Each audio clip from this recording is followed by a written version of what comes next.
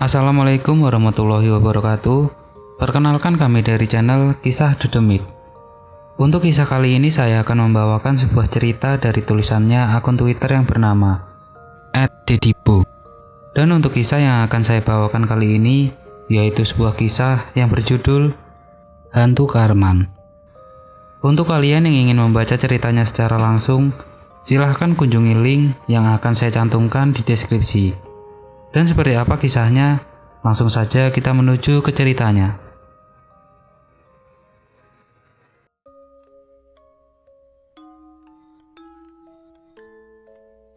Wonokromo, Juli 1999. 25 tahun yang lalu, sejak program transmigrasi besar-besaran dilakukan oleh pemerintah di sebuah desa di Pulau Sumatera. Beberapa orang berbondong-bondong dari desa mengikuti perpindahan populasi dari satu tempat ke tempat lain. Dari perkumpulan kecil, kemudian berkembang menjadi beberapa desa yang bisa disebut dengan Kampung Jawa. Wonokromo menjadi bagian dari beberapa desa itu. Samidi, kepala keluarga yang ikut memboyong keluarganya pindah ke Sumatera untuk mengikuti jejak sang kakek. Saat itu di desanya di wilayah Jawa Tengah akan diadakan rencana pembuatan bendungan atau waduk, sehingga satu desa dipindahkan ke tempat lain. Samidi mempunyai satu istri dan dua anak. Anak pertama bernama Yati, berumur 12 tahun, dan yang masih kecil bernama Dinda, 6 tahun. Dengan diiming-imingi pekerjaan dan tanah, satu desa berpindah tempat. Saat itu Samidi mendapat kabar jika di sana sudah ada kampung sisa-sisa dari program transmigrasi sebelumnya. Sehingga ketika ia berpindah ke sana, sudah ada hunian yang bisa ditempati. Topografi di wilayah Sumatera sangat berbeda dengan desa Samidi tinggal dulu. Jika di desa dominan dengan batu kapur dan jati, di Wonokromo tempat tinggal sekarang lebih dominan perkebunan karet dan sawit. Selain itu, listrik juga jarang, hanya hidup sampai jam 16.00. Namun dengan berani, ia memboyong keluarga kecilnya untuk berpindah. Kesibukan di desa ini ialah perkebunan. Satu kakak mendapat 1 hektar kebun karet yang sudah ditanami. Peninggalan program terdahulu sehingga kepala keluarga bisa memanfaatkannya untuk bertahan hidup. Entah kenapa saat itu banyak kebun tanpa tuan. Mungkin pemiliknya lebih memilih untuk kembali ke Jawa, pikir bapak 2 orang anak itu. Ketika orang tua pergi menyadap karet, biasanya anak-anak kecil dititipkan di tempat penitipan atau bisa disebut dengan pamong. Bangunannya seperti rumah dengan sekat dinding di masing-masing ruang. Dari jauh terlihat seperti sekolah, namun hanya anak-anak kecil dan 3 ibu yang mengurus anak yang dititipkan oleh orang tuanya. Jika sudah sorenya, maka anak-anak tersebut akan dijemput lagi ketika selesai beraktivitas. Untuk rumah yang ditinggali berbentuk rumah semi permanen, terdiri dari 2 kamar, 1 ruang tamu dan dapur, kemudian kamar mandi di belakang, terpisah dengan bangunan utama. Kira-kira begini gambaran rumah yang diberikan oleh program pemerintah saat itu. Karena di satu desa tinggal bersama dengan suku yang sama, Samidi pun dengan mudah akrab dengan keluarga atau tetangga lain yang tinggal terlebih dahulu di sana. Bahasanya sama, kebudayaannya pun sama. Bahkan di hari-hari tertentu diadakan atraksi kuda lumping, pagelaran wayang, sampai sedekah bumi, sama seperti desa tempat Samidi tinggal dahulu. 2 tahun berjalan sore itu, Samidi dan istri selesai pulang dari aktivitas menyadap karet. Ia masuk rumah, namun didapati Yanti masih di kamar membaca buku. "Adikmu kemana, Nduk?" tanyanya. "Nggak tahu, Pak. Tadi waktu Yati mau pulang, adik masih main di pamong. Jadi Yati pulang dulu," jawab Yati dilanjut dengan membaca buku. "Sudah mau maghrib ini, segera panggil adikmu, Nduk," suruh Pak Samidi. Segera Yati pergi meninggalkan rumah untuk memanggil adiknya. 30 menit berlalu, Samidi berharap cemas dengan anak terakhirnya itu. Waktu sudah maghrib tapi belum pulang-pulang. Selang beberapa lama, Yati pulang namun tanpa dengan adiknya. Kata Ibu Pamong, Dinda sudah pulang tadi loh Pak. Terang Yati yang sedang ketakutan menahan tangis. Bergegas orang tua itu pergi ke rumah Pak RT, mengabarkan jika anaknya belum pulang. Sudah kesana kemari Samidi mencari, tapi tidak menemukan juga titik cerah sedikit pun. Pak RT segera ke pos kampling untuk mengetuk kentongan menandakan kabar mendesak dan mengundang seluruh warga yang mendengar. Berbondong-bondong warga datang ke pos itu. Pak Ridwan, segera siapkan obor atau senter. Masing-masing juga siapkan peralatan dapur, ucap Pak RT dan disambut warganya dengan sigap. Sudah berkumpul beberapa warga dengan membawa obor dan penerangan lain. Tak lupa juga peralatan dapur. Entah bagaimana izin dengan istrinya, yang pasti warga sangat antusias. Beberapa kepercayaan warga biasanya, anak yang hilang biasanya dicari dengan mengetuk peralatan dapur berirama. Berharap sosok yang membawa anak itu menari, kemudian anak yang disembunyikan terlepas dari gendongannya. Selang beberapa lama sebagian warga berpencar untuk mencari anak yang hilang ke segala penjuru. Saut-saut terdengar bisikan warga. Apa ini ulah hantu itu ya? Namun disambut tatapan sinis oleh Pak RT. Di kegelapan malam hutan karet, sudah berpencar 2 orang. Terlihat dari cahaya yang berpendar, dari bayang-bayang gelap jauh. Pak Ridwan ditemani dengan Mas Gepeng. Panggilan ini tidak didapat semata-mata karena iseng.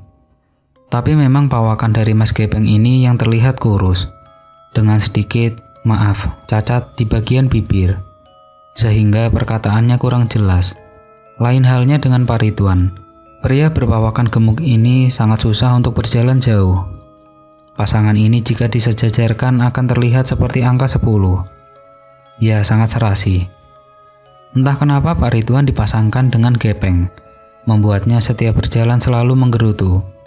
Di tengah kebun karet, Pak Ridwan melihat sudut-sudut kegelapan di bayangan antar pohon-pohon karet. Gimana, Peng? Kelihatan sesuatu enggak? Tanya Pak Ridwan. Muin nih Ana. Belum, mungkin di sana. Sambil menunjuk sisi kebun yang semakin gelap. Gepeng berjalan di depan Pak Ridwan kemudian berbalik mematung. Melihat gerak-gerik Gepeng membuat Pak Ridwan mengerutkan dahi. Ada apa, Peng? Ketemu? Tanya Pak Ridwan. Namun Gepeng masih diam mematung sambil memandanginya. Ia melihat wajah Gepeng yang pucat. Kemudian dengan suara patah-patah berucap, Ui ing uri anak ocong. Hah? Oncom? Orang lagi nyari anak malah kepikiran makanan. Sahut Pak Ridwan kesal. Ui ing uri a ocong goblok. Entah kenapa saat mengucap kata itu ia menjadi sangat fasih sekali. Kemudian Pak Ridwan menyadari sesuatu yang mengganggunya di belakangnya. Saat ia menoleh, terlihat sosok pocong yang sudah berdiri di bawah pohon karet. Menatap kedua orang itu dengan kapas yang masih menutup hidung dan mulut. Ari! Teriak Pak Ridwan tanpa sadar bicaranya seperti Gepeng. Terlihat dari jauh, 2 cahaya merah bergerak cepat tak beraturan. Di sisi lain di suatu tempat, terdengar suara, ketemu. Kemudian berbondong warga menghampiri asal suara tersebut. Terlihat anak kecil di bawah pohon karet sedang memeluk boneka tertawa cekikikan, seperti sedang bermain. Pak Samidi menghampirinya memeluk serta menangis. Dinda! Tangis Pak Samidi kemudian menggendongnya. Ia melihat Dinda membawa boneka yang terbuat dari karung. Namun yang membuat seram, boneka itu wajahnya seperti orang tua. Bergegas warga dan Pak Samidi untuk pulang, dengan membawa Dinda yang masih memegang boneka itu. Esok paginya Pak Samidi pergi ke rumah Pak RT, yang kita beri nama Pak Dadang saja. Penulis sudah capek memikirkan nama. Pak Dadang menyambut tamunya itu dengan mempersilahkannya masuk. Di ruang tamu Pak Dadang, terlihat ornamen khas Jawa, hiasan-hiasan dinding seperti kuda yang terbuat dari anyaman menempel di antara hiasan dinding yang lain. "Pak, saya kepikiran tentang masalah Dinda," terang Pak Samidi. "Kenapa dengan Dinda, Pak?" jawab Pak Dadang penasaran. "Dinda setiap malam tidak bisa tidur. Sesekali ia melihat boneka yang kemarin ia bawa seperti mengajaknya bicara. Tapi ketika ia sudah tidur, dari luar kamar seperti ada suara orang tua yang berat. Saya juga kepikiran tentang keresahan warga kemarin, Pak." "Hantu apa?" Pak Dadang yang memperbaiki posisi duduknya seraya menawarkan teh hangat kepada tamunya itu.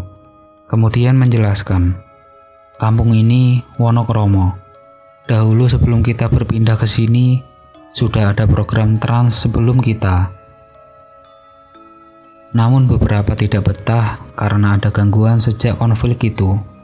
Konflik karena sifat iri melihat saudaranya sendiri yang berhasil. Program ini tidak selamanya berhasil kan? Ada juga yang gagal. Yang gagal kemudian menghasut beberapa warga untuk mengambil hak milik orang yang sudah berhasil. Kemudian pamong di ujung desa kita itu yang sudah tidak digunakan lagi, menjadi saksi pembantaian sesama saudara sendiri. Saya masih ingat waktu kecil saat terjadi konflik itu. Saya diamankan oleh ayah pergi mengungsi ke kampung sebelah. Ada 2 tempat pamong di desa ini. Satu di RT kita, satunya lagi di ujung desa. Itu kenapa pamong di tempat kita selalu ramai, karena hampir satu desa menitipkannya ke sini." Terang Pak Dadang yang sesekali menyeruput teh yang ada di mejanya. "Kita juga tahu, orang yang datang ke sini pasti bawa bekal yang tak terlihatkan. Mungkin dia dendam dengan kampung ini, entahlah." Pak Dadang mengakhiri cerita itu, disusul Pak Samidi yang berpamitan. Di rumah sore itu terlihat Dinda yang sedang bermain dengan boneka barunya itu. Sang ayah sedang berpamitan ke rumah Pak RT, sedangkan ibu pergi ke pasar untuk belanja. Dinda hanya ditemani oleh Yati yang masih sibuk dengan buku-bukunya.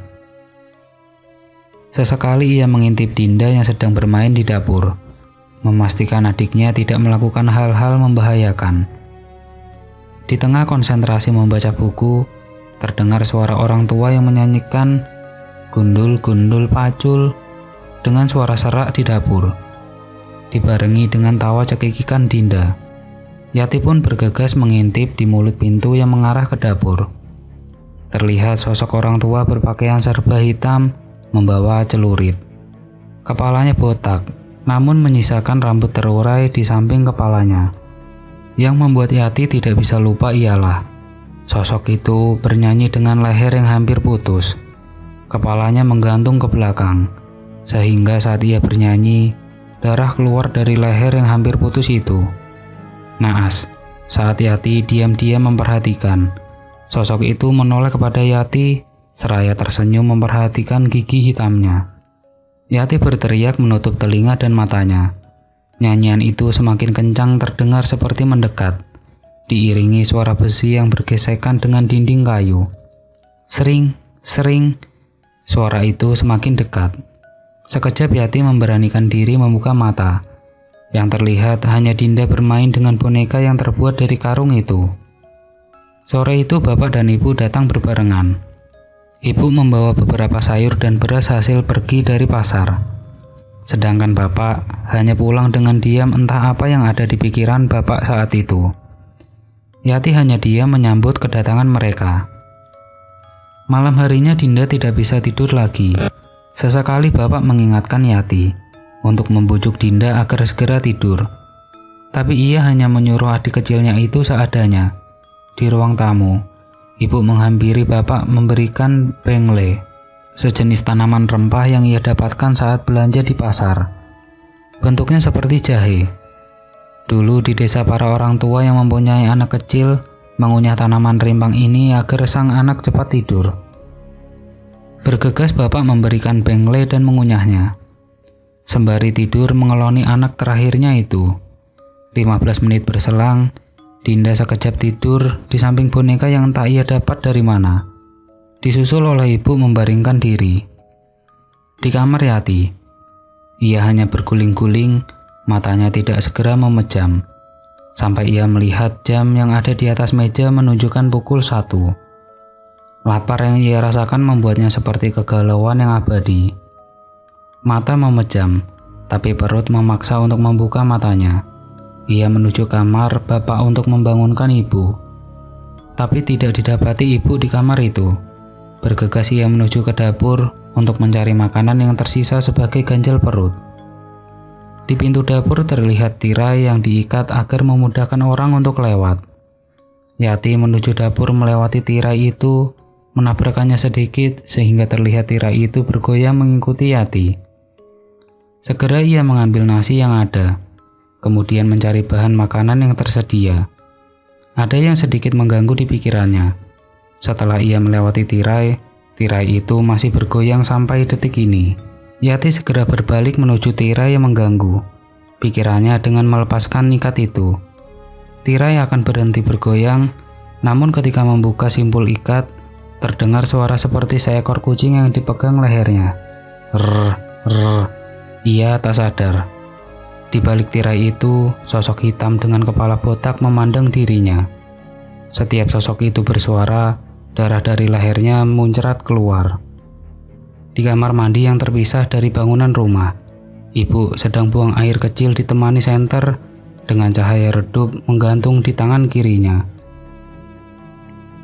Bak air yang tinggi membuatnya kesusahan saat ia berjongkok, sehingga ia meraba-raba untuk meraih gayung di bak. Tapi ada yang aneh, gagang gayung itu terasa seperti berambut. Ketika ia menyenter gayung yang ia pegang, ia menyadari ia sedang memegang janggut dari sosok kepala tanpa tubuh. Kemudian kepala itu menyeringai melihatnya. Teriakan demi teriakan terdengar dari 2 tempat, membangunkan bapak yang saat itu bersama Dinda. Segera bapak menghampiri melihat ibu dan Yati dengan ekspresi ketakutan. Malam itu mereka berkumpul bersama, satu kamar dan tak ada yang berani keluar. Di tempat lain di sisi desa, terlihat 2 orang yang sedang berjaga di pos ronda. Ya, siapa lagi jika bukan Pak Ridwan dan Gepeng. Malam itu dingin tak seperti biasanya. Embun malam yang datang membasahi rumput di sekitaran pos ronda. Radio yang digantung di tiang pos terdengar gemerisik. Suara cempreng. Namun rasa sepi ini dapat terobati dengan barang elektronik yang sudah usang itu. Terdengar dari radio, siaran berita nasional menandakan sudah memasuki pukul 1 dini hari. Pak Ridwan bergegas untuk melakukan patroli kedua. Yang sebelumnya dilakukan jam 9 dengan mengajak Gepeng. Rute kali ini akan sedikit menyeramkan, Peng, ucap Pak Ridwan yang sedari tadi melihat Gepeng diam sembari mengangguk. Bukan menuntut untuk dijawab. Tapi Pak Ridwan tahu bagaimana kapasitas Gepeng. Harapan dia hanyalah setidaknya malam itu tidak sepi. Patroli kedua ini akan melewati rute batas desa, yang dimana di situ terdapat bangunan pamong bekas tragedi pembantaian yang terjadi beberapa tahun yang lalu. Setelah mereka akan memutar kembali ke pos ronda, mereka pun bergegas untuk mengambil senter dan beranjak untuk patroli. Jalanan kampung terlihat sepi. Jarak rumah berjauhan ini semakin membuat rasa merinding terasa nyata. Mereka berdua berjalan sambil sesekali menyorotkan senter ke rumah-rumah atau pohon-pohon. Pak Ridwan menyadari gerak-gerik Gepeng yang sesekali melihat ke belakang sambil menepuk tengkuk lehernya. "Kenapa, Peng?" tanyanya. "Nyamuk," jawab Gepeng sekenanya. Oh, percakapan ini mulai terlihat canggung. Ya, sebenarnya penulis cuma pengen menunjukkan cerita saja. Sebentar lagi mereka sampai di bangunan kosong itu. Terlihat samar dari jauh. Bangunan itu seperti hidup, menyimpan misteri yang sudah lama dipendam. Mereka terus berjalan mendekat. Terdengar lirih suara gemerisik tawa anak-anak. seperti sedang melakukan aktivitas belajar mengajar di ruangan pamong itu.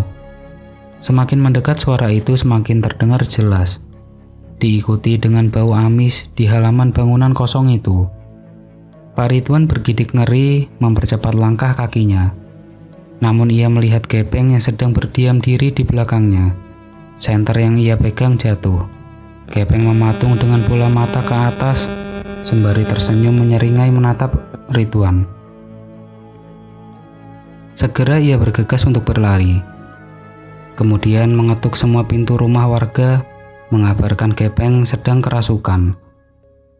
Tak lama, warga berbondong untuk melihat Gepeng yang masih berdiri di halaman bangunan kosong itu. Ia menggelepar seperti ikan yang lepas dari kailnya. Memandangi semua warga yang berkerumun termasuk juga Pak Ridwan, ia menunduk. Kemudian kakinya menumpu badan sambil sesekali memegang leher dan berteriak. Dengan lirih ia berucap, "Oe, udah tinggal kene." "Aduh, apa sih mbah? Nggak jelas." Pak Jasto memotong. "Iya mbah, kalau mau komunikasi masuk ke Ridwan aja." Teriak salah satu warga yang diiyakan oleh yang lain. "Loh, kok saya?" jawab Pak Ridwan heran. Selang beberapa lama, Gepeng diam. Badannya tersungkur jatuh lemas. Warga segera menggotong Gepeng. Namun saat warga mulai mendekat, terdengar suara teriakan dari Pak Ridwan, sembari mempelantingkan diri jatuh ke tanah. Gantian Pak Ridwan yang kesurupan. "Cek cek, 1 2, wah!" Teriakan Pak Ridwan semakin keras sambil sesekali tersenyum. Sosok itu melanjutkan pesannya yang terpotong tadi. "Kalian harus meninggalkan desa ini. Sebentar lagi waktunya akan tiba." Kemudian Pak Ridwan terjatuh. Warga bergegas untuk melaporkan kejadian ini ke Pak RT. Pagi itu warga mulai beranjak untuk memulai aktivitas pergi ke kebun. Berita tentang Gepeng dan Pak Ridwan yang kesurupan semalam segera cepat menyebar tanpa melalui aba-aba. Di jalan, di kebun, di warung, warga mulai membicarakan kejadian itu dan dikaitkan dengan tragedi pembantaian Karman. "Kenapa harus meninggalkan desa?" tanya Pak Darmin kepada pengunjung warungnya. Berbeda dengan yang lain, Pak Darmin merupakan transmigrasi yang tidak melalui program pemerintah. Jadi ia hanya merantau untuk berjualan makanan kecil dan kebutuhan pokok bagi warga desa Wonokromo. Di depan warungnya terdapat kursi dan meja kecil dari kayu yang ia sediakan untuk warga yang ingin istirahat sebentar. "Aku nggak begitu tahu bagaimana kejadian itu, Pak D." "Kejadian itu terjadi waktu program transmigrasi pertama. Sedangkan kita masuk di sini di program ketiga," sahut Jasto yang saat itu asik dengan kopi hitam dan pisang gorengnya. "Mungkin Pak RT yang lebih tahu, karena kakeknya yang pertama kali ikut program transmigrasi." "Sama siapa itu yang punya kebun karet?" "Oh iya, Samidi," lanjut Jasto, menerangkan penjelasannya. "Oh iya Pak D, saya hutang dulu ya. Sekalian bungkus buat Ridwan dan Gepeng. Kasihan katanya badannya seperti digebukin." "Kebiasaan," sahut Pak Damis ketus. Matahari mulai menyingsingkan matanya, menandakan waktu sudah beranjak sore. Terlihat dari jauh warga yang sudah berbondong untuk bergegas pulang dari kebun termasuk Pak Samidi. Sore itu ia menyempatkan diri untuk berkunjung ke rumah Pak RT. Kejadian yang ia lalui semalam menyimpan tanda tanya dari benaknya. Di depan rumah berpagar kayu dengan tanaman rambat yang menghiasi, berdiri seorang pria yang menggunakan baju kaos partai, di tangannya masih memegang pisau alat sadap karet. Terlihat Pak RT yang sedari tadi menyirami tanaman di halaman rumahnya sembari mempersilahkan Pak Samidi yang baru datang untuk masuk ke rumah. Tanpa sungkan Pak Samidi bergegas masuk, bercerita kejadian yang menimpa keluarganya semalam. Dalam hatinya masih berpikir apakah ada hubungannya dengan boneka yang Dinda bawa kemarin. Pak RT duduk sembari menjelaskan. Di raut wajahnya juga terlihat kecemasan karena kejadian malam itu seperti membawa teror yang dirasakan oleh warga. Bibirnya terlihat seperti menyembunyikan kata yang akan diucap. Namun Pak Samidi segera menceritakan masalahnya. "Pak, kemarin keluarga saya diteror sosok itu lagi. Pria berpakaian hitam seperti yang Pak RT ceritakan kemarin," ucap Pak Samidi. "Tak salah lagi, itu juga sosok yang meneror warga semalam di waktu yang sama." Pak RT segera pergi ke belakang kemudian mengambil album foto yang nampaknya berdebu di lemari. Dibukanya album itu terlihat foto 13 pria yang sedang berjejer menggunakan baju lurik. Satu orang lagi menggunakan pakaian serba hitam dengan kancing bagian dada yang terbuka. Di bawah foto bertuliskan, "Program transmigrasi pertama 1970. Kakekmu juga teman ayahku dulu termasuk Karman. Sore itu terjadi kegemparan di desa. Entah tidak tahu yang pasti siapa yang menjadi provokator. Tiba-tiba terjadi keramaian di halaman pamong. Aku bergegas untuk menuju pamong dengan sepeda yang kumiliki saat itu. Di sana sudah ada kakekmu dan ayahku. Sekilas aku melihat mayat yang tergeletak di tanah bersimbah darah. Kemudian ayah menutup mataku. Samar dari celah jari ayahku, aku melihat mayat itu berdiri dengan kepala hampir terputus, berjalan goyah terluntai menuju kebun karet perbatasan desa. Warga yang melihat hanya terdiam, tidak berani mendekat. Aku mendengar percakapan ayahku dan kakekmu tentang ilmu yang diamalkan Karman, ilmu yang membuat jasadnya tidak bisa mati jika tersentuh dengan tanah. Tak ada yang tahu jika ilmu yang sudah punah itu bisa kita lihat dengan mata kepala sendiri. Kau mungkin tidak percaya dengan ceritaku kan? Tapi itu kenyataannya." Pak Dadang melanjutkan ceritanya sembari tangannya gemetar memandang foto itu. "Setelah kejadian itu, tidak ada yang tahu jasad Karman. Warga desa mempercayai jika ada orang yang mati, jiwanya akan mengisi benda yang menyerupai manusia. Malam itu semua warga desa menutup hiasan foto serta hiasan patung atau boneka yang terdapat di rumahnya. Anak-anak kecil menangis sesenggukan melihat bonekanya dibungkus dengan kain jarik. Aku melihatnya sendiri. Boneka adikku yang sudah ditutup kain jarik tiba-tiba bergoyang sendiri. Jarik yang menyelimuti foto juga bergerak tak beraturan. Boneka. Potong Samidi. "Sebentar, aku pulang dulu, Pak." Samidi bergegas untuk pulang. Raut wajahnya panik, langkah kakinya cepat. Di rumah, sore itu di ruang depan Yati sedang membaca buku ditemani Dinda yang sedang asik bermain boneka seramnya itu. "Ayo nak, mandi dulu," teriak ibu dari dapur menyuruh Dinda untuk mandi. Segera Dinda menghampiri ibu meninggalkan boneka itu berdua dengan Yati.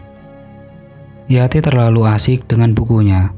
Sesekali ia melihat boneka yang seperti memandanginya tergeletak duduk di dinding. Karena tidak nyaman dengan pemandangan boneka itu, ia membuang ke kamar dan kembali asik dengan bukunya. Di tengah membaca buku, terdengar samar suara memanggil dirinya. Suaranya berat seperti orang tua. "Yati." Bergegas ia menoleh ke kamar. Namun saat ia menoleh lagi ke bukunya, di balik sisi buku, mengintip tangan keriput dengan kuku hitam yang panjang, menggenggam tangan Yati yang masih memegang buku. Segera ia berteriak dan bergegas ke kamar mandi, memanggil ibu yang sedang memandikan Dinda.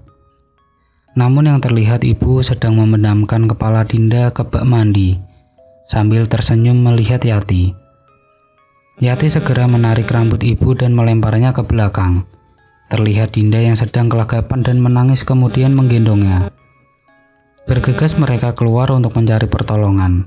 Namun dari jauh sudah terlihat bapak dengan lari yang tergopoh. Ia segera masuk kemudian melihat ibu meraung sembari meracau tidak jelas. Dari mulutnya keluar kata, "Iki opo sing diperbuat karo leluhurmu karo aku. Ini yang diperbuat leluhurmu kepadaku." Diiringi ketawa nyaring. "Aku iso ning endi-endi sampai kabeh keturunan sing Aku iso ning endi-endi sampai kabeh keturunan sing mateni aku melu mati. Aku bisa di mana-mana, sampai semua keturunan yang membunuhku ikut mati.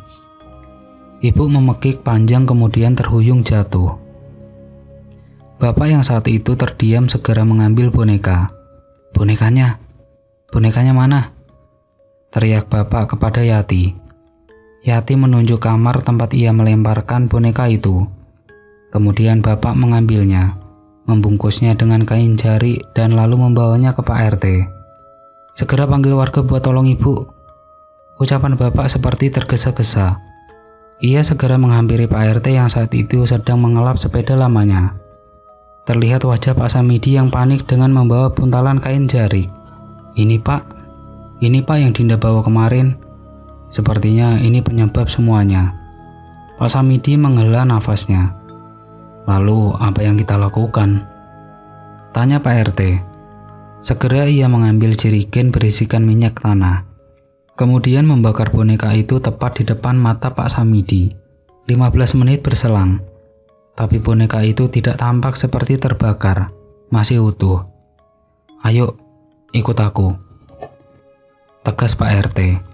Kembali ia membungkus boneka itu dengan kain jarik. Lalu mengambil sepeda yang tersandar di dinding. Pak Samidi pun mengangguk untuk ikut. Hari sudah sore, jalanan sudah mulai gelap. Bergegas mereka berangkat menyelusuri jalan desa, menuju rimbunan hutan karet. Di tengah perjalanan, Pak Samidi yang saat itu dibonceng Pak RT merasakan keanehan. Buntalan jarik ini terus bergerak di pangkuannya. Samar terdengar dari Pak RT memperingatkan. Jika boneka ini pasti mengundang sesuatu yang tak terlihat. Seiring berjalan, Pak Samidi menggenggam kain jarik itu dengan kuat. Namun ia merasa seperti diikuti. Saat ia menoleh ke belakang, terlihat sosok terbungkus kain putih sedang mendampingi melompat mendekat. Ayo Pak, cepat, teriak Pak Samidi. Dengan kepayahan Pak RT mengayuh sepeda itu di jalan menanjak. Kecepatan sepeda mulai pelan. Namun pocong itu semakin dekat dengan sepeda mereka. Dan tiba-tiba, sosok itu sudah menyusul berdiri di samping Pak Samidi, menoleh dengan tatapan kosong. Dengan ketakutan yang semakin menjadi, tak sadar Pak Samidi membanting boneka itu, dan sosok pocong yang mengikuti mereka pun hilang. Di tengah gelap hutan karet, mereka menelusuri jalan yang semakin gelap. Buntalan kain itu masih terus bergerak. Suara gemericik air menandakan adanya sungai yang mengalir di dekat mereka berdiri. Disitulah mereka menuju. Mereka bergegas mengikatnya. Dengan kain jarik, Dengan kain jarik lalu membuang boneka itu ke sungai perbatasan kebun. 7 tahun berlalu. Yati, anak pertama dari Pak Samidi, sudah beranjak dewasa. Ia pergi ke kota untuk bersekolah. Sesekali ia mengabari orang tuanya tentang keadaannya di kota, tanpa menyinggung kejadian yang menimpa desanya saat itu. Namun ada sesuatu yang membuat Yati gusar.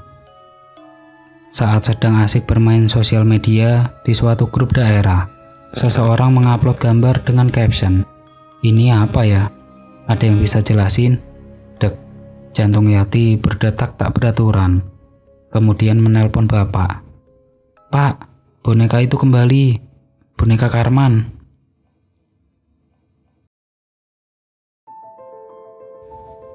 Oke teman-teman, ceritanya selesai sampai sini. Bagaimana menurut kalian?